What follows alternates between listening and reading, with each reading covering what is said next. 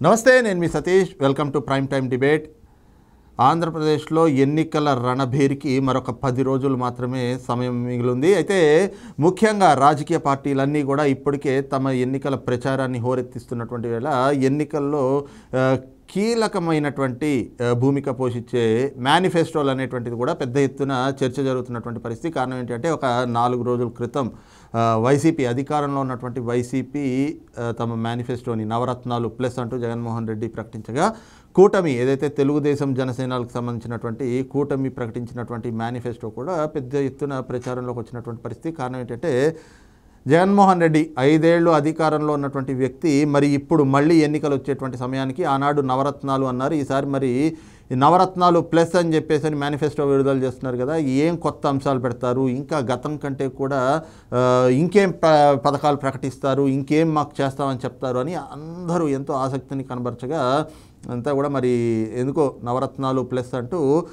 గత ఎన్నికల్లో ఇచ్చినటువంటి అవే పథకాలని మరో 1000 పెంచుతాం, మరో 500 పెంచుతాం అంటూ ఇంకా మరి కొత్త అంశాలు ఏమీ కూడా జత చేయకుండా అదే మేనిఫెస్టోని మళ్ళీ తిరిగి దానికి నవరత్నాలు ప్లస్ అంటూ ప్రకటించినటువంటి పరిస్థితి. ఇక అదే సమయంలో కూటమికి సంబంధించి కూటమి ఏదైతే కనుక తెలుగుదేశం జనసేన భారతీయ జనతా పార్టీలకు సంబంధించినటువంటి కూటమి మేనిఫెస్టో మాత్రం ప్రజల్ని ఆకర్షిస్తుందనే చెప్పుకోవాలి. ఏదైతే ఇప్పటికే సూపర్ 6 అంటూ మొదట మినీ మేనిఫెస్టోని ప్రకటించారు, ఆ తర్వాత సూపర్ 6 2.0 అంటూ కూడా ఏదైతే షణ్ముఖ వ్యూహం అంటూ మళ్ళీ ఇంకొక మినీ మేనిఫెస్టోని విడుదల చేయడం, ఆ తర్వాత పూర్తి స్థాయి మేనిఫెస్టోలో కూడా ఒక్కొక్క వర్గానికి ఎవరికి ఏం చేస్తాము, ఏ రకంగా చేస్తాము అనేటువంటిది ఒక స్పష్టత ఇస్తూనే, అలాగే ఏదైతే సంక్షేమాన్ని అందించడానికి కావాల్సినటువంటి సంపద, మరి ఆ సంపద సృష్టితోటి సంక్షేమాన్ని ఏ విధంగా చేస్తాం, రాష్ట్రంలో ఏదైతే తిరోగమనం చెందినటువంటి అభివృద్ధిని మళ్ళీ పురోగమనంలోకి ఎలా తీసుకొస్తాం, అలాగే ఏదైతే డబల్ ఇంజన్ సర్కార్ లాగా అక్కడ కేంద్రంలో ఎన్డీఏ, రాష్ట్రంలో కూడా ఎన్డీఏ కూటమి అధికారంలోకి వచ్చాక 2047 నాటికి వికసిత్ భారత్, వికసిత్ ఆంధ్రప్రదేశ్, తెలుగువాడే నెంబర్ 1 పొజిషన్లో ఉండాలి, నెంబర్ 1 స్థానంలో ఉండడమే లక్ష్యంగా ఆంధ్ర రాష్ట్రాన్ని ఎలా ముందుకు తీసుకువెళ్తాం, అలాగే ఈ 5 ఏళ్లలో జగన్మోహన్ రెడ్డి చేతిలో బాధింపబడ్డటువంటి వర్గాలు, కులాలు, వ్యక్తులు ఇలాగ ఉన్నటువంటి వాళ్ళందరికీ కూడా ఏ రకంగా తాము అధికారంలోకి వచ్చాక తమ ప్రభుత్వంలో వాళ్ళకి రక్షణ కల్పించడంతో పాటు వారికి న్యాయం జరిగేలాగా, ముఖ్యంగా చూస్తే తోట చంద్రయ్య యాదవ్, అలాగే అమర్నాథ్ గౌడ్, డాక్టర్ సుధాకర్, డ్రైవర్ సుబ్రహ్మణ్యం, ఈ రకంగా ఒకళ్ళు కాదు ఇద్దరు కాదు, SC ST BC minority, Jaganmohan Reddy ఏదైతే చెప్పాడో కులం చూడం, మతం చూడం, ప్రాంతం చూడం, పార్టీ చూడమని, ఆయన చూడలేదు, చూడకుండానే ఏ వర్గమైనా కూడా విడిచిపెట్టకుండా బాధించాడు, పీడించాడు, వాళ్ళందరినీ కూడా వేధించుకుంటూ వచ్చాడు. ఈ విధంగా ఎవరైతే వేధింపబడ్డటువంటి వాళ్ళు, బాధింపబడ్డ వాళ్ళు ఉన్నారో వాళ్ళకి రక్షణగా నిలుస్తూ వాళ్ళందరికీ కూడా న్యాయం చేస్తాము, వాళ్ళపైన కూడా ఏవైతే జరిగినటువంటి దాడులకు సంబంధించి పూర్తిస్థాయి విచారణ జరిపి బాధ్యులపైన చర్యలు కూడా తీసుకుంటాము అంటూ ప్రజలందరికీ కూడా ఒక స్పష్టమైనటువంటి హామీ ఇవ్వడంతో ఈ రోజున ప్రజల్లో కూటమి మేనిఫెస్టో పైన పెద్ద ఎత్తున చర్చ కూడా జరుగుతున్నటువంటి పరిస్థితి. మరి నిజంగా ఈ 2 పార్టీలు అంటే అటు అధికార వైసీపీ, ఇటు కూటమి ప్రకటించినటువంటి మేనిఫెస్టోలు, వాటిలో ఉన్నటువంటి అంశాలు, వాటిపైన ప్రజల్లో జరుగుతున్నటువంటి చర్చ, ఇవే అంశాలు ఈ రోజున డిబేట్లో చర్చించబోతా ఉన్నాం. రైట్, డిబేట్లో పాల్గొంటా ఉన్నారు సీనియర్ జర్నలిస్ట్ దుర్గా కుమార్ గారు, అలాగే సీనియర్ జర్నలిస్ట్ సత్యమూర్తి గారు. సార్ నమస్తే. నమస్కారం సతీష్ గారు, మన వీక్షకులకు కూడా. సార్, ముందుగా ఏదైతే వైసీపీ ప్రకటించినటువంటి మేనిఫెస్టోని చూసాం, మరి 2019లో కూడా దాదాపు ఇదే నవరత్నాలు అనేటువంటి మేనిఫెస్టోని తెచ్చారు. ఇవి కాకుండా 730 హామీలు వేరేగా కూడా ఇచ్చినటువంటి పరిస్థితి. మరి 5 ఏళ్ల పరిపాలన తర్వాత ఒక రాజకీయ పార్టీ మళ్ళీ ఎన్నికల్లో ప్రజల ముందుకు వచ్చేటప్పుడు ఇంకా హామీలు ఇస్తారు అనేటువంటిది ప్రజల్లో కూడా ఉండేటువంటి అభిప్రాయం. మరి వైసీపీ ప్రకటించినటువంటి మేనిఫెస్టోని చూస్తే ఏమనిపించింది, ఏం చెప్తారు దాని మీద? సతీష్ గారు, నేను ఊరు భాషలో, అంటే మీరు అడిగారు మీరు ఏం చెప్తారు అని, నేను ఊరు భాషలో చెప్పాలంటే ఇప్పుడు మన ప్రస్తుత ముఖ్యమంత్రి జగన్మోహన్ రెడ్డి గారిని చూస్తుంటే అసలు విశ్వసనీయత కోల్పోయి ప్రజల్లో ఏమాత్రం కూడా నమ్మకం అనేది లేని వ్యక్తి. కుటుంబ సభ్యుల్లోనూ ఆయనకి నమ్మకం లేదు, కుటుంబ సభ్యులకి ఈయన మీద, ప్రజలకు కూడా ఈయన మీద నమ్మకం లేదు. ఎందుకంటే ఆయన చెప్పింది ఏది చెయ్యడు అనేది ఒక నిర్ధారణ జరిగిపోయింది. అలాంటి వ్యక్తి నవరత్నాలు ప్లస్ పెట్టినా, డబుల్ ప్లస్ పెట్టినా ఉపయోగం ఏముంది? ఊళ్ళల్లో చెప్తారు, పనికిరాని భర్త ఇంట్లో ఉంటే ఏంటి, అడవిలో ఉంటే ఏంటి అని ఒక సామెత, నాటు సామెత. ఇప్పుడు నాకు అది గుర్తొస్తూ ఉంది. మా చిన్నప్పుడు వినేవాళ్ళం పొలాల్లో చెప్పుకుంటుంటే. ఆ రకంగా ఆయన పూర్తి విశ్వాసాన్ని కోల్పోయాడండి. ప్రజలు ఒక నిర్ణయానికి వచ్చారు, అసలు ఇటువంటి ముఖ్యమంత్రిని ఒక తప్పు చేశాం మనం, తప్పుకి చెంపలేసుకుని ఇవాళ తప్పు సరిదిద్దుకునే సమయం మళ్ళీ ఇవాళకి వచ్చింది. 2019లో వచ్చింది, మళ్ళీ 24కి వచ్చింది. సరిదిద్దుకుని ఒక మన బిడ్డల బతుకులు, మన బతుకులు, మన రాష్ట్రం భవిష్యత్తుని సరిచేసుకునే అవకాశం వచ్చిందన్న భావనకు వచ్చేసారు. ఇక ఈ నవరత్నాలు కాదు, నవరత్నాలు 3++ పెట్టినా కూడా ఎవడో అటు చూసే పరిస్థితి అయితే లేదు.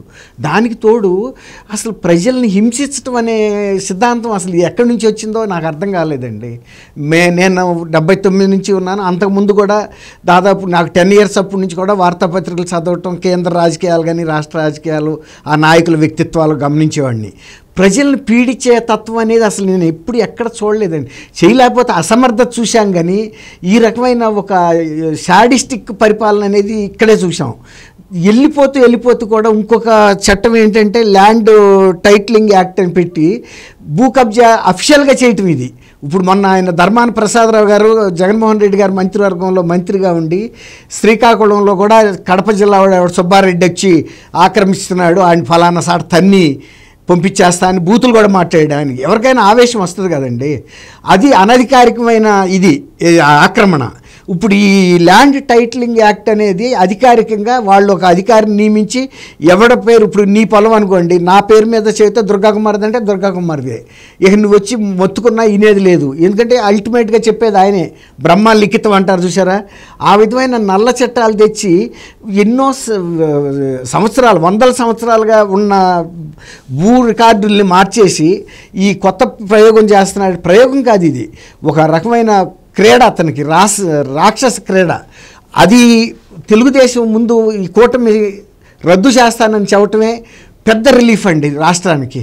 అది ఒక దాన్ని డమాస్కస్ సోర్డ్ అంటారు, మెడ మీద కత్తి ఏలాడుతూ ఉంటుంది అనమాట. అది ఎప్పుడు తెగి మీద పడుతుందో తెలీదు, పడిందన్నప్పుడు మొండెం వేరు తల వేరు అయిపోతాయి. అలాంటి కత్తి ఈ ల్యాండ్ టైటిలింగ్ యాక్ట్. అది రద్దు చేస్తామని చెప్పిన ఒక తెలుగుదేశం కూటమి ఏదైతే ఉందో ఇవాళ ఫస్ట్ ప్రజలందరూ మెచ్చుకునే అంశము, పెద్ద రిలీఫ్ వచ్చే అంశం అది. అట్లా ప్రజలకి ఏదైనా ఆదరణ ఇవ్వాలి, కానీ వెళ్తూ కూడా మళ్ళీ వచ్చే గవర్నమెంట్ తందే వస్తుందని ఈ భూ కబ్జా అధికారికంగా చేసుకోవాలని చేసిన చట్టం, ప్రతిపాదిత చట్టం ఇప్పుడు ఆల్రెడీ ఇంప్లిమెంటేషన్లోకి వచ్చిందని కూడా చెబుతున్నారు నిన్న 1st తారీఖు నుంచి. ఇట్లాంటి చట్టాలు, ఇట్లాంటి మేనిఫెస్టోలు చేసే వ్యక్తులు తర్వాత ఇవాళ ఆయన పరిస్థితి ఏంటంటే జగన్మోహన్ రెడ్డి గారు ఆయన సొంత నియోజకవర్గంలో ఇవాళ రైతులు ఎంత ఆవేదన చెందుతున్నారని టిప్ ఆఫ్ ద ఐస్బర్గ్గా కనపడింది. ఆ భాస్కర్ రెడ్డి గారు, భారతీ రెడ్డి గారిని, ముఖ్యమంత్రి భార్య గారిని అడిగినది. ఆ రాష్ట్రంలో ప్రతి రైతులోనూ ఆ బాధ ఉందండి. మా వంశపారంపర్యంగా వస్తున్న మా స్వార్జితం చెమట చిందిచ్చి సంపాదించుకున్న ఆస్తుల మీద ఆయన ఫోటో వేయటం అని ఇవాళ ఎవరో ఒక ఆయన పెద్ద ఆయన ఒక ప్రొఫెసర్ గారు కూడా దాన్ని సమర్థిస్తూ మాట్లాడాడు. నా మిత్రులే, ఆయన పెద్ద మేధావిగా చలామణి అవుతున్న వ్యక్తి. ఏమి భావదారిద్ర్యం అండి ఇది, ఎట్లా ఒప్పుకుంటారు? ఆయన వామపక్ష భావాలు కలిగిన వ్యక్తి ఒక ముఖ్యమంత్రి వస్తాడు పోతాడండి. ముఖ్యమంత్రులు అనేవాళ్ళు ఎవడో శాశ్వతం కాదు. అనేక మంది ముఖ్యమంత్రులు చూసాం, అనేక సార్వత్రిక ఎన్నికలు చూసాం, తరాలు మారిపోయి వెళ్ళిపోయినాయి. ఇప్పుడు నెహ్రూ గారు చేశాడు, వాళ్ళ మనవడు రాజీవ్ గాంధీ కూడా ప్రధానమంత్రిగా చేశాడు. మళ్ళీ ముది మనవడు మళ్ళీ వాళ్ళ ప్రధానమంత్రి పోటీలో ఉన్నాడు మాట. కాబట్టి వీళ్ళెవరో శాశ్వతం కాదు. ఎందుకు ఇట్లాంటి కీర్తి ప్రచార కండూతి ఆయనకు వచ్చిందో మనకు అర్థం కాదు. కుటుంబ సభ్యులు కూడా ఆయన ప్రవర్తనని ఖండిస్తున్నారు. ఇతను ఒక హంతకుడు, ఇతన్ని ఎట్టి పరిస్థితుల్లోనూ ఈ రాష్ట్రానికి ముఖ్యమంత్రి చేయకండి. మా కుటుంబం ఎంత వేదన పడుతుందో మీరందరూ కూడా పడుతున్నారు. ఇప్పుడుకైనా మేము చేతులు కలిపి ఒక సామాజిక న్యాయం మిమ్మల్ని అడుగుతున్నామని కుటుంబ సభ్యులు వచ్చి, రాజశేఖర రెడ్డి గారి కుటుంబంలో ఇట్లాంటి పరిస్థితి మనం ఎప్పుడన్నా చూసామండి? ఆ తర్వాత అసలు రాయలసీమలో కూడా ఇట్లాంటి విష సంస్కృతి ఎక్కడా లేదండి. ఈ కోల్డ్ బ్లడెడ్ మర్డర్లు చేయటం, తర్వాత ఇక్కడ ఎన్ని మీరు ఇంతకుముందు మీ ఇంట్రోలో చెప్పారు, వాళ్ళందరూ ఏమన్నా పెద్ద పెత్తందారులు అండి? మామూలు సాధారణ కుటుంబీకులు. వాళ్ళకి పుత్రశోకం కలిగించాలి, నీకు ఎందుకు పుట్టింది, నీకు ఇచ్చింది 151 సీట్లు, సుపరిపాలన చేయమని. హాయిగా మంచి పరిపాలన చేసి మంచి విధానాలు చేయక నువ్వు అన్నీ పక్కన పెట్టేసావు. ఆయన ఇచ్చిన నవరత్నాలే పక్కన పెట్టి నువ్వు చేసింది ఏకైక కార్యక్రమం ఏంటి? ప్రజల్ని హింసించడం. ఆ హింసకి పరాకాష్ట ఇవాళ ఈ భూముల్ని ల్యాండ్ టైటిల్ యాక్ట్ అనేది తీసుకొచ్చి పెట్టావు. ఏ రాష్ట్రంలో ఇతర ఎక్కడా లేదు. అట్లాంటి నల్ల చట్టాలు కూడా ఇవాళ ఆంధ్రప్రదేశ్ ప్రజల మీద రుద్ది ఏం చేయాలనుకుంటున్నాడో తెలియదు. అందుకే ఇప్పుడు ఇవాళ మీరు అన్నారు చూసారా, తెలుగుదేశం ఒక మంచి మేనిఫెస్టో ఇచ్చిందని గ్రామాన్ని ఇవాళ చర్చించుకుంటున్నారు. ఇటువంటి ప్రభుత్వం మనకు కావాలి, చంద్రబాబు నాయుడు గారు లాంటి ముఖ్యమంత్రి కావాలి. అదే ఆయనకి పెద్ద బలం, తెలుగుదేశానికి కానీ కూటమికి కానీ. సార్, ముఖ్యంగా ఏదైతే 2019లో అధికారంలోకి రావడానికి జగన్మోహన్ రెడ్డి ఇచ్చినటువంటి హామీలు, మరి అధికారంలోకి వచ్చాక ఆ హామీలని అమలు చేస్తున్నా అని చెప్పుకుంటూ మరి అవి నిజంగా అమలు చేశారా ఆ వైనాన్ని మనం చూసాం. కానీ ఇప్పుడు మళ్ళీ ఏదైతే ఇప్పుడు మరి 5 ఏళ్ళు గడిచిన తర్వాత మళ్ళీ ఎన్నికలకు వెళ్ళేటటువంటి సమయంలో హామీల్ని పెంచుతారు ఎక్కడైనా సహజంగా, ఇంకా మీకు మేము మంచి చేస్తాము అని చెప్పుకుంటారు. కానీ ఇక్కడ ఈయన మాత్రం అవే హామీలు పెట్టడం, ఇది కూడా ఒక కుట్ర. అంటే ఇదిగో చెప్పాడంటే ఇంతవరకు చేయగలడు కాబట్టి ఈయన చేస్తాడు అని ప్రజల్ని నమ్మించడానికి ఇదొక జిమ్మిక్, ఇదొక టాక్టిక్స్ అనుకోవాలా? లేకపోతే ఏవైతే గతంలో చెప్పినటువంటి ఇప్పటి వరకు అమలు చేస్తున్నాం అని చెప్పుకుంటున్నటువంటి పథకాలు ఏవైతే ఉన్నాయో వాటికి 500, 1000 రూపాయలు పెంచుతామంటూ ఆయన ప్రకటించిన ఈ మేనిఫెస్టోని ఎలా చూడాలి? సాధారణంగా ఏంటి అంటే ఏదన్నా పార్టీ, రాజకీయ పార్టీ ఎన్నికల మేనిఫెస్టో రిలీజ్ చేస్తున్నది అంటే రిలీజ్ చేసేటప్పుడు అయ్యా ఇది రాష్ట్రంలో ఇదిగో ఈ పరిస్థితి ఉన్నది, అందుకోసం అని చెప్పి మేము ఈ స్కీమ్ తీసుకొస్తున్నాము, ఇది ప్రజలకి ఉచితంగా ఇవ్వాల్సిన అవసరం ఇదిగో ఈ కారణాల వల్ల ఉంది కాబట్టి ప్రజలకు ఉచితంగా ఇస్తాము అని వివరణాత్మకంగా ఇవ్వాలి. కానీ నాకైతే మరి ఆ వైసీపీ వాళ్ళు ఇచ్చిన దాంట్లో అయితే వివరణాత్మకంగా నాకు ఎక్కడ కనపడలేదు. తెలుగుదేశం పార్టీ ఏంటి అంటే తెలుగుదేశం, జనసేన వాటికి బీజేపీ సపోర్ట్ చేసింది. బీజేపీ సపరేట్గా మేనిఫెస్టో రాష్ట్రాల్లో ఇవ్వదు, వాళ్ళ జాతీయ మేనిఫెస్టో ఉంటుంది. రాష్ట్రాల్లో ఎవరైతే ప్రధాన భాగస్వామి ఉంటుందో వాళ్ళే డిక్లేర్ చేస్తారు. సో ఇప్పుడు వీళ్ళు తీసుకొచ్చిన తర్వాత మేనిఫెస్టో ఒకటి రిలీజ్ చేసి మీరు చెప్పినట్టే ముందర ఒక సూపర్ 6 అని ఇచ్చి ఆ తర్వాత దానికి కొన్ని యాడ్ చేసి ఆ తర్వాత కంప్లీట్ మేనిఫెస్టో ఇచ్చారు. మేనిఫెస్టో ఇచ్చిన తర్వాత కంప్లీట్ మేనిఫెస్టో ఇచ్చారు కదా, ఈ రోజా, ఈ కొడాలి నాని, పేర్ని నాని ఇటువంటి వాళ్ళు కొంతమంది ఉన్నారు. వాళ్ళు ఇది పెట్టేసి మొత్తం ఇదిగో చంద్రబాబు నాయుడు మళ్ళీ మాట తప్పాడు, ఇదిగో మళ్ళీ ఇది ఇవ్వలేదు, అది ఇవ్వలేదు, అన్నీ ఉన్నాయి అక్కడ. మొత్తం చదువుకోకుండా ఒక రకమైన ఒక ఒక ఒక తప్పుడు మెసేజ్ని ప్రజల్లోకి పంపిద్దాం అనే దీంతో వాళ్ళు ప్రచారం మొదలుపెట్టారు. ఇది 2014లో అంటే రాష్ట్రం విడిపోయినప్పుడు, ఆంధ్రప్రదేశ్ రాష్ట్రం విడిపోయినప్పుడు ఆంధ్రప్రదేశ్ని బాగు చేయాలి అంటే అనుభవజ్ఞుడైన చంద్రబాబు నాయుడు మళ్ళీ ముఖ్యమంత్రి కావాలి అని ప్రజలందరూ మూకుమ్మడిగా చంద్రబాబు నాయుడికి ఓటేసి గెలిపించారు. గెలిపించిన తర్వాత 2019కి వచ్చేసరికి జగన్మోహన్ రెడ్డి మొత్తం అన్ని ఆ పింక్ డైమండ్ దగ్గర నుంచి వాళ్ళ బాబాయి హత్య వరకు అన్ని అభూత కల్పనలు సృష్టించి ప్రజల బుర్రల్ని పాయిజన్ చేసేసి తీసుకొచ్చి ఆ నవరత్నాలు అని చెప్పి ఒక స్కీమ్ తీసుకొచ్చి పెట్టేసి దుష్ప్రచారం మీద గెలిచాడు. 2019లో గెలిచింది దుష్ప్రచారం మీద, చంద్రబాబు నాయుడు మీద. చంద్రబాబు నాయుడు డిఎస్పీలందరినీ కమ్మోళ్ళని వేసుకుంటున్నాడు అని చెప్పాడు. అది విచ్ ఈజ్ రాంగ్. ఇటువంటి దుష్ప్రచారాలు పింక్ డైమండ్ నుంచి డిఎస్పీ, కమ్మ డిఎస్పీల వరకు అన్ని దుష్ప్రచారాలు చేసి గెలిచాడు. గెలిచిన తర్వాత ఇప్పుడు ఏం చేయాలంటే, ఇప్పుడు ఆ తర్వాత 5 సంవత్సరాల కాల పరిమితి అయిపోయింది కదా, ఇప్పుడు ఏం చేయాలంటే అయ్యా నేను నవరత్నాలు ఇచ్చాను, ఈ నవరత్నాలు ఇవ్వటం వల్ల ప్రజల జీవన ప్రమాణాలు ఇంత మెరుగుపడ్డాయి, అందుకని వీటిని కంటిన్యూ చేస్తున్నాను, ఇంకా ఈ సెక్టార్స్లో పనిచేయాలి కాబట్టి నేను కొత్త హామీలు ఇస్తున్నాను అని చెప్పాలి. లేదు నేను ఫెయిల్ అయ్యానని చెప్పి చెంపలేసుకొని పక్కకు జరగాలి. ఇవన్నీ కాకుండా వైసీపీ వాళ్ళు వాళ్ళ మేనిఫెస్టో గురించి ప్రచారం చేయటాన్ని పక్కన పెట్టి చంద్రబాబు నాయుడు అది ఇవ్వనన్నాడు, ఇది ఇవ్వనన్నాడు, ఇది ఇవ్వలేదు, అది ఇవ్వలేదు, ఇది చెప్తున్నారు. ఇక్కడే జగన్మోహన్ రెడ్డి ఫెయిల్యూర్ మనకి చాలా స్పష్టంగా కనపడుతున్నది. ఈయన ఇచ్చిన మీరు చెప్పిన నవరత్నాలు ప్లస్ అని మేడం అంటే ఏంటి నవరత్నాలు ప్లస్ ఏంటి నాకైతే అర్థం కాల. ఇప్పుడు ఆ మేనిఫెస్టో ఇచ్చేసి అంటే నీకు రాసే టైం లేదా, లేకపోతే రాసే మనుషులు దొరకలేదా? అంతకుముందు నీ మేనిఫెస్టో కమిటీ అని ఒకటి పెట్టావు కదా, వీళ్ళందరూ మనం చూసాం కదా, అజయ్ కల్లాము, ఉమారెడ్డి వెంకటేశ్వర్లు, వీళ్ళందరూ నీ మేనిఫెస్టో కమిటీ అని వేసావు కదా. ఇప్పుడు వాళ్ళు ఏమయ్యారు, ఎక్కడ ఉన్నారు? నీకు కొత్త మేనిఫెస్టో వాళ్ళు ఎందుకు రాసి ఇవ్వలేదు? ఇది తీసుకొచ్చి మొత్తం చంద్రబాబు నాయుడు మీద దుష్ప్రచారం ఎట్ట చేయాలి.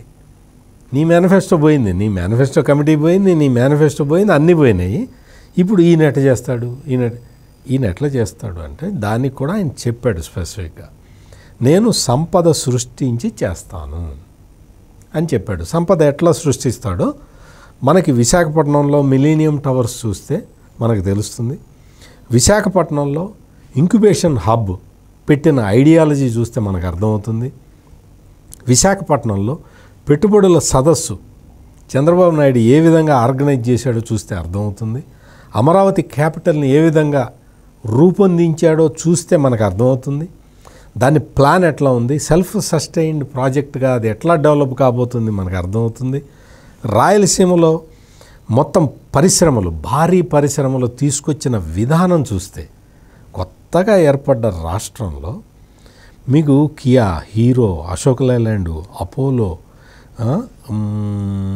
టీసీఎల్, బ్లూ స్టారు, ఇటువంటి జాకీ, ఇటువంటివన్నీ కూడా పెద్ద పెద్ద కంపెనీలు తీసుకొచ్చి అక్కడ పెట్టి made in Andhra cars, made in Andhra bikes, made in Andhra buses, made in Andhra tyres, made in Andhra phones, made in Andhra ACs, made in Andhra metro coaches. ఇటువంటి ప్రాజెక్టులు తీసుకొస్తే ఏమవుతుంది అంటే మనకి ఆటోమేటిక్గా ఇవన్నీ ఈ ప్రోడక్ట్స్ అన్నీ అమ్మటం ద్వారా మనకి ట్యాక్సులు కలెక్ట్ అవుతాయి. అక్కడ ఉన్న పరిశ్రమలు రావటం వల్ల యాన్సిలరీ ఇండస్ట్రీస్ డెవలప్ అవుతాయి. వాటి ద్వారా అమౌంట్ జనరేట్ అవుతుంది.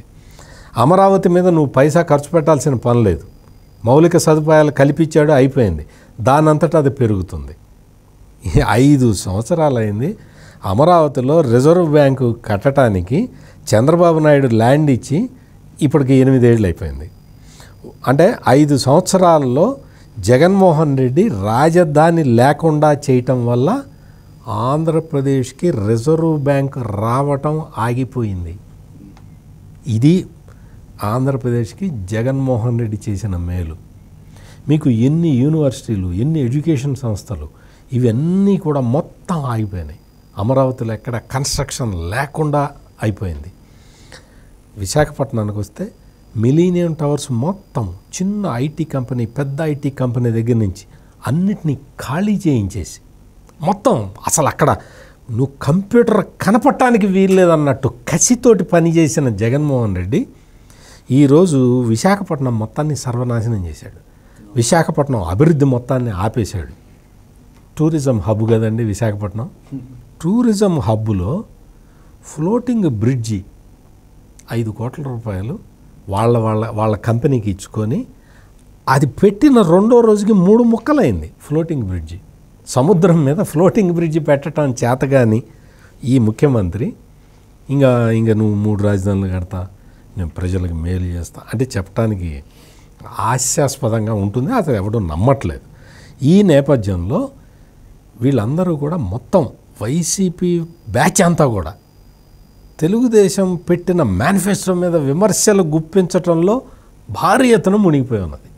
సార్, ముఖ్యంగా మీరు చెప్పండి, ఏదైతే ఈ రోజున వీళ్ళ మేనిఫెస్టో ఈ విధంగా ఉంటే తెలుగుదేశం అంటే ఆ కూటమి కూడా ఇచ్చినటువంటి మేనిఫెస్టో దానిపైన ప్రజల్లోనే చర్చ జరుగుతున్నటువంటి పరిస్థితి. కారణం ఏంటంటే ఏదైతే ఒక్కొక్క వర్గాల వారీగా ప్రతి ఒక్కళ్ళకి కూడా ఒక స్పష్టంగా ఇదిగో మేము వస్తే మీకు ఇవి చేస్తాం, మీ వర్గాల అభ్యున్నతికి ఈ విధంగా కృషి చేస్తాం, ఈ విధంగా మేము ప్రణాళికలు రచించుకుంటున్నాం, ఈ విధంగా వాటన్నిటిని కూడా అమలు చేస్తాం సంపద సృష్టించి సంక్షేమాన్ని అందిస్తాం, అలాగే బీసీ చట్టం కావచ్చు, లేదంటే కనుక బీసీ రక్షణ చట్టం, లేదంటే ఇతర కులాలు దళితులపై జరిగినటువంటి దాడులు, వీటన్నిటికీ కూడా మీకు న్యాయం చేస్తాం అంటూ ఒక మేనిఫెస్టో ఇచ్చినప్పుడు అది ఖచ్చితంగా ప్రజలకి ఒక భరోసాగా కనిపిస్తుంది.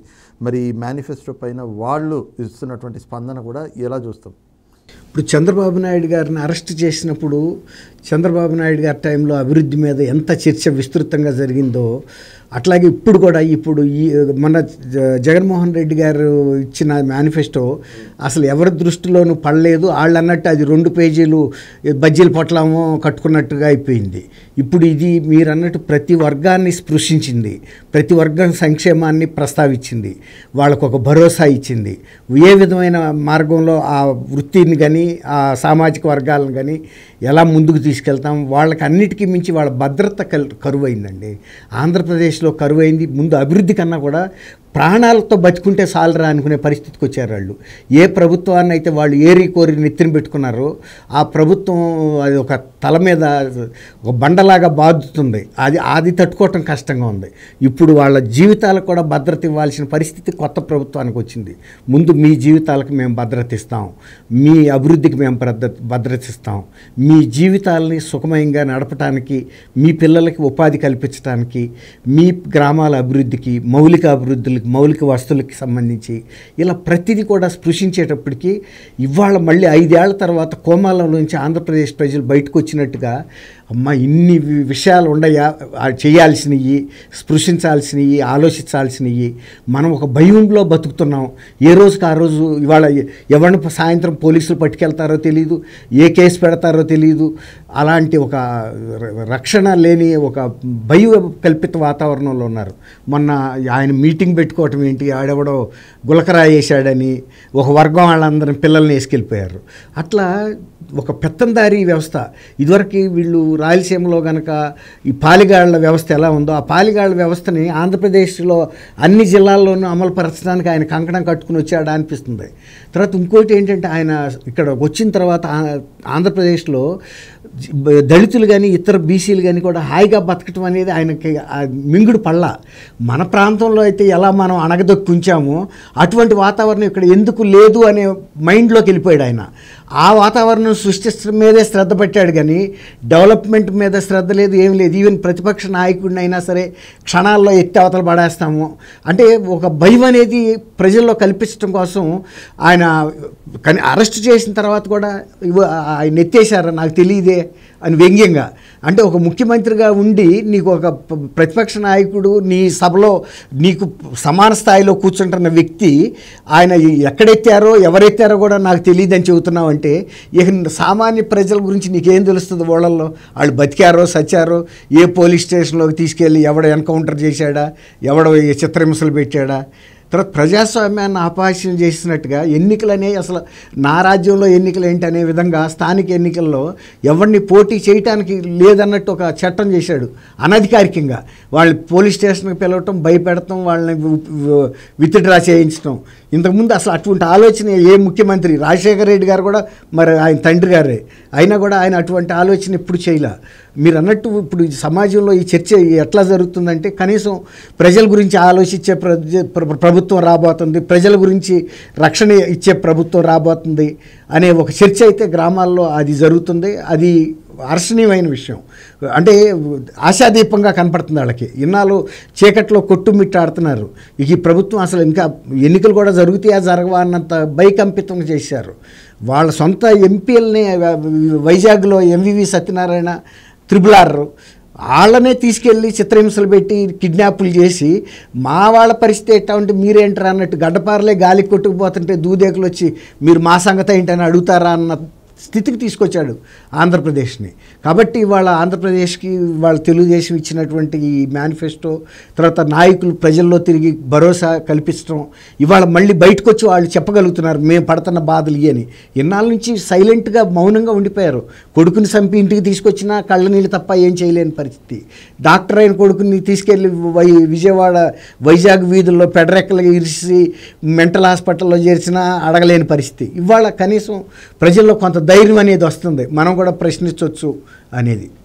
సార్ ముఖ్యంగా మీరు చెప్పండి, అంటే ఈ రోజున ఏదైతే కూటమికి సంబంధించినటువంటి మేనిఫెస్టోలో ప్రతి మైన్యూట్ ఇష్యూని కూడా టేకప్ చేసి ఆ మేనిఫెస్టో రూపొందించినటువంటి విధానం కానీ, అలాగే ప్రతి ఒక్క వర్గానికి ఇచ్చినటువంటి హామీలు కానీ, అవి రేపొద్దున వాళ్ళ జీవితాల్లో ఖచ్చితంగా ఒక మార్పును తీసుకువస్తాయి అనేటువంటి భరోసాని వాళ్ళకి కల్పిస్తూ ఉన్నట్లుగా అయితే కనిపిస్తూ ఉంది. మరి ఈ క్రమంలో అంటే ఆ మేనిఫెస్టో రూపొందించినటువంటి విధానాన్ని కానీ, అందులో పొందుపరిచినటువంటి అంశాలు అంటే ఒక పక్కన బీసీ రక్షణ చట్టం కావచ్చు, ఇంకో పక్కన చూస్తే మత్స్యకారులకు సంబంధించి వాళ్ళకి వేట విరామ సమయం, వేట నిషేధ సమయం ఏదైతే ఉంటుందో ఆ సమయంలో ఇచ్చేటువంటివి కావచ్చు, రైతులకు సంబంధించి కావచ్చు, ఇలాగ ఓవరాల్గా అందులో పెట్టినటువంటి అంశాలపైన ఏం చెప్తారు?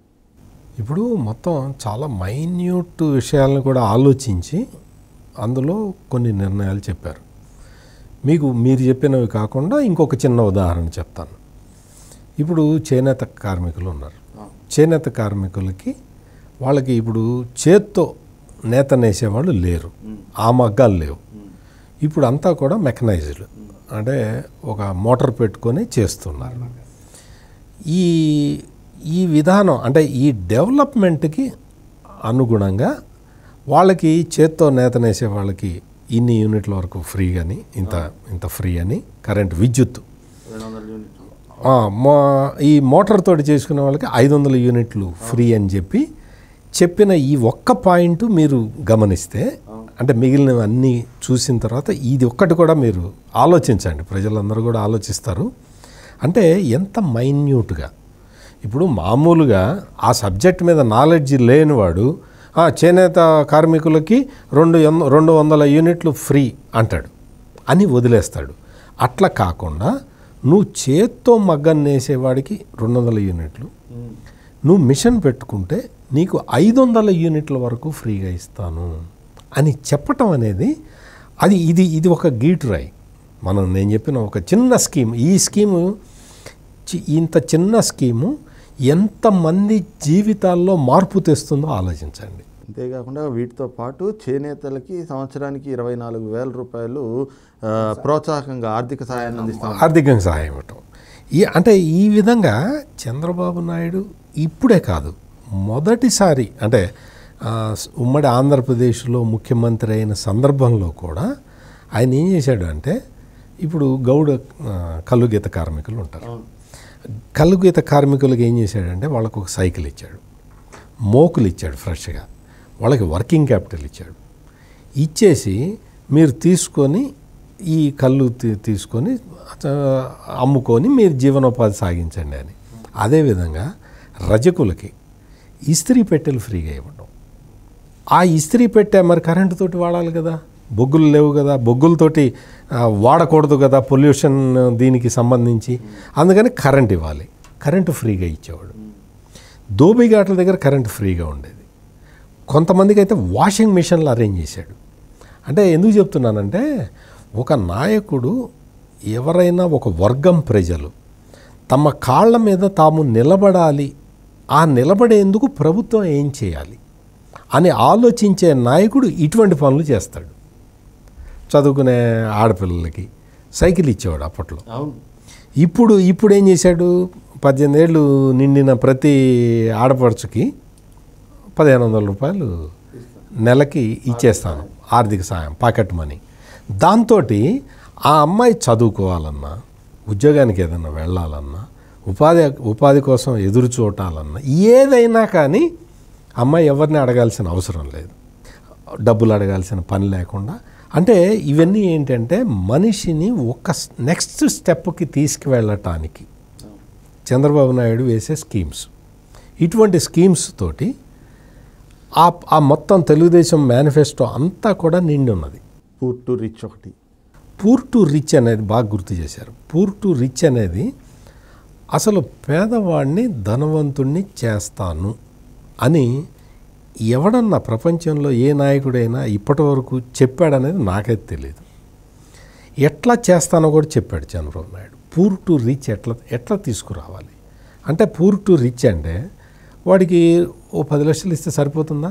తెలంగాణలో మనం కేసీఆర్ని చూసాం, దళిత బంధు అని పెట్టి 10 లక్షలు ఇస్తా మీరు ధనవంతులు గండి అని చెప్పాడు. ఎవడన్నా ఒక్క దళితుడు ధనవంతుడు అయ్యాడా తెలంగాణలో? డబ్బులు ఇస్తే కారు, వాళ్ళకు ఒక ఐడియా ఇవ్వాలి, ఒక కాన్సెప్ట్ ఇవ్వాలి, పెట్టుబడికి డబ్బులు ఇవ్వాలి, అతనికి బాధ్యత నేర్పాలి. దానికే కదా ఇప్పుడు వరకు P3 ఉంది, ఇప్పుడు దాన్ని P4గా అప్గ్రేడ్ చేసి అంటే ఇవన్నీ కూడా పూర్ టు రిచ్ అనే స్కీమ్లో ఇటువంటివన్నీ ఉన్నాయి. అతని ఆర్థిక అభివృద్ధి, కుటుంబాన్ని ఏ విధంగా ముందరికి తీసుకెళ్ళాలి, కుటుంబాన్ని ముందరికి తీసుకెళ్ళటమే కాదు సమాజాన్ని ఎట్లా ముందరికి తీసుకెళ్ళాలి, ఇవన్నీ కూడా పూర్ టు రిచ్ కాన్సెప్ట్లో ఇటువంటి విషయాలే ఉంటాయి. ఈ విషయాలన్నీ కూడా కొత్తగా ఆలోచించాలి, కొత్తగా చెయ్యాలి. ఈ సమాజాన్ని ముందరికి తీసుకెళ్ళే ఒక అంటే మొత్తం చంద్రబాబు నాయుడు భాషలో చెప్పాలి అంటే ఇప్పటివరకు అమరావతి గ్రోత్ ఇంజన్ లాగా ఉంది, విశాఖపట్నం గ్రోత్ ఇంజన్ లాగా ఉంది, రాయలసీమలో కొంత రీజియన్ పరిశ్రమలతోటి గ్రోత్ ఇంజన్ లాగా ఉంది. ఇప్పుడు చంద్రబాబు నాయుడు ఇచ్చిన మేనిఫెస్టో చూస్తే రాష్ట్రం మొత్తాన్ని గ్రోత్ ఇంజన్ లాగా చేసే ఒక పెద్ద ప్రణాళికని చంద్రబాబు నాయుడు తీసుకొచ్చి ప్రజల ముందర ఉంచాడు. అదే దాని గురించే చెప్పారు కదా, ఏదైతే 2047 నాటికి మోడీ లక్ష్యం పెట్టుకున్నారు వికసిత్ భారత్ అని చెప్పి, అలాగే ఆంధ్రప్రదేశ్ కూడా వికసిత్ ఆంధ్రప్రదేశ్ అవ్వాలి, తెలుగువాడు నెంబర్ 1 పొజిషన్లో ఉండాలి అని చెప్తూ ఇచ్చారు. అయితే ఇక్కడ ఇంకొక ఆఖరి అంశం ఏమిటి అంటే, ఏదైతే జగన్మోహన్ రెడ్డి తన మేనిఫెస్టోలో చూస్తే గతసారి 60,000 4 విడతల్లో వాళ్ళకి ఇచ్చినట్లయితే ఇకపై 1,20,000 రూపాయలు అని చెప్తూ ఆ పెట్టినటువంటి అంశం అది మాత్రం ప్రజల్ని నిజంగా మభ్యపెట్టడానికి పెట్టారా, లేదంటే మళ్ళీ అదొక మోసం చేసే చర్యగా ఉందా? దానిపైన ఏం చెప్తారు మీరు అసలు? ఇవన్నీ కూడా ఇప్పుడు ఇచ్చేవాడు నేను ఇందాక చెప్పిన దాంట్లోనే దీనికి కూడా సమాధానం ఉంది. నీకు డబ్బులు ఇవ్వటం అనేది ఒక ఆస్పెక్ట్, డబ్బులు ఇచ్చిన దాన్ని సద్వినియోగం చేసుకోవాలి. నువ్వేం చేస్తున్నావు, నువ్వు ఇచ్చేది అంతే ఉంది. మీరు వైఎస్ఆర్ కాంగ్రెస్ పార్టీ వాళ్ళు సోషల్ మీడియాలో ప్రచారం చేస్తున్నవన్నీ చూడండి, వాడిచ్చే డబ్బులు అంతే. దాన్ని ఏం చేస్తున్నాడంటే 2 సంవత్సరాలది కలిపి ఒకేసారి చెప్తాడు, 2 టర్మ్స్ది కలిపి ఒకసారి చెప్తాడు. అది ఆ ఫిగర్ చూడంగానే ఏమనుకుంటాడంటే ఇప్పటి వరకు 10,000 వచ్చేది నెక్స్ట్ 20,000 వస్తుందేమో అనుకుంటాడు. అది కాదు, అక్కడ 2 టర్ములది కలిపి ఒకేసారి కంబైన్డ్ ఫిగర్ చెబుతున్నాడు.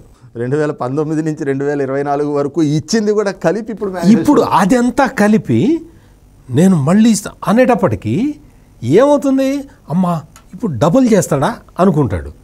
డబుల్ చేయటం త్రిబుల్ చేయటం అసలు అక్కడ లేదు కదా, డబ్బులే లేవు. ఇవాళ ఇప్పటివరకు పెన్షన్లే ఇవ్వలేదు, కానీ కింద మాత్రం చెప్పారు వచ్చే 4 విడతల్లో మళ్ళీ 75,000 75,000 ఇస్తామని. అది చిన్నగా ఉంటుంది అనమాట, టర్మ్స్ అండ్ కండిషన్స్ అప్లై అన్నట్టుగా కింద ఉంటుంది, పైన అంతా బోగస్ ఇది ఉంటుంది అనమాట ప్రచారం. ఈ తరహా ప్రచారాన్ని చేసుకుంటూ ఆ మేనిఫెస్టో ఏం మేనిఫెస్టో సతీష్ గారు, వైసీపీ వాళ్ళు మేనిఫెస్టో చదివితే అందులో ఏముంది, నీకు అసలు రాష్ట్రాన్ని ఏ విధంగా ముందరికి తీసుకెళ్ళాలి, అసలు వాళ్ళ పార్టీ నేతలే ఎక్కడికక్కడ పెదవి విరుస్తూ ఉన్నారు కదా ఆ మేనిఫెస్టో. అసలు ముఖ్యమంత్రి అనేవాడికి ఎందుకండి ప్రభుత్వము పరిశ్రమలకి సహాయం చేయటం ఎందుకు, ఆ పరిశ్రమలు ఈ వల్ల ఏం ఉద్యోగాలు వస్తాయని అడిగాడు. ప్రభుత్వము పరిశ్రమలకి సహాయం చేయకూడదుట, ప్రైవేట్ కంపెనీలకి చేయటం వల్ల ఉద్యోగాలు రావుట. మరి ఇంత తెలివితేటలున్న ముఖ్యమంత్రిని ఇప్పుడు కియా ఎవరిది సతీష్ గారు, ప్రైవేట్దా గవర్నమెంట్దా? ఎంతమందికి ఎంప్లాయ్మెంట్ వచ్చింది? చంద్రబాబు నాయుడు కియా కార్లను తీసుకొచ్చి ఆ కంపెనీని తీసుకొని అక్కడ పెట్టి అక్కడ స్థలం ఇచ్చేసి మౌలిక సదుపాయాలు రాష్ట్ర ప్రభుత్వం కల్పిస్తే ఎంతమందికి ఉపాధి కల్పించింది, పాయింట్ నెంబర్ 1. ఇంకొకటి, అక్కడ తయారు చేసే కార్లతోటి రాష్ట్ర ప్రభుత్వానికి ఎంత ఆదాయం వస్తుంది, ఇది కదా. ఇది కాకుండా కంపెనీలకి ప్రభుత్వం సహాయం చేస్తే ఏం ఎంప్లాయ్మెంట్ వస్తుందండి, రాదు అనే ముఖ్యమంత్రిని పెట్టుకొని ఆ వైసీపీ పార్టీ ఏంటో వాళ్ళ సిద్ధాంతం ఏంటో మనకెవరికి అర్థమయ్యే అసలు అర్థం చేసుకోవడానికి ప్రయత్నం చేయడానికి కూడా వాళ్ళ దగ్గర సబ్స్టెన్స్ ఏమీ లేదు. రైట్, ఇది చూస్తున్నాం కదా, ముఖ్యంగా ఒక సిద్ధాంతాలు లేనటువంటి పార్టీగా వైసీపీ అయితే కొనసాగుతున్నటువంటి పరిస్థితి కనిపిస్తూ ఉంది. ఈ క్రమంలోనే ఏదైతే వైసీపీ అంటే జగన్మోహన్ రెడ్డి ప్రకటించినటువంటి మేనిఫెస్టో పైన సొంత పార్టీ నేతల నుంచే పెదవిరుపులు కనిపిస్తూ ఉన్నాయి. కారణం మరి చేసింది ఏమీ లేదు, చేయబోయేది కూడా ఏమీ లేదు, అది వాళ్ళకి అర్థమైంది కాబట్టి ఈ రోజున మరి ఏమీ లేక గతసారి ఇచ్చినటువంటి మేనిఫెస్టోకే నవరత్నాలు ప్లస్ అంటూ యాడ్ చేసి ఈ రోజునైతే తీసుకొచ్చారు. మరి అదైతే ప్రజల్ని ఎక్కడ ఆకర్షిస్తున్నటువంటి పరిస్థితి అయితే లేదు. ఈ క్రమంలోనే కూటమి ఏదైతే ప్రతి అంశాన్ని కూడా అంటే మైన్యూట్గా ఉండేటువంటి అంశాలు కూడా రిమోట్లో ఉండేటువంటి అంశాలు కూడా తీసుకుని ఈ రోజున ప్రతి ఒక్క వర్గాన్ని గురించి ఆలోచిస్తూ వాళ్ళ అభ్యున్నతికి ఏ విధంగా మేము కృషి చేస్తాము, వాళ్ళందరి జీవితాల్లో ఎలా వెలుగులు నింపుతాము అనే దిశగా వాళ్ళు ఏదైతే ఈ రోజున ఒక మేనిఫెస్టోని ప్రకటించారో అది ప్రజాకర్షణీయంగా ఉంది. అందుకే ఈ రోజున కూటమి ప్రకటించినటువంటి మేనిఫెస్టో పైన ఇంత పెద్ద ఎత్తున ప్రచారాలు కూడా జరగడానికి ఇదే కారణం అన్నటువంటి అభిప్రాయాన్ని కూడా సీనియర్ జర్నలిస్ట్ సత్యమూర్తి గారు అలాగే సీనియర్ జర్నలిస్ట్ దుర్గా కుమార్ గారు వ్యక్తం చేస్తూ ఉన్నారు. ఇది ఈ రోజు ఉన్నటువంటి ప్రైమ్ టైం డిబేట్. రేపు మరొక అంశంతో మళ్ళీ మీ ముందుకు వస్తాం. Thank you.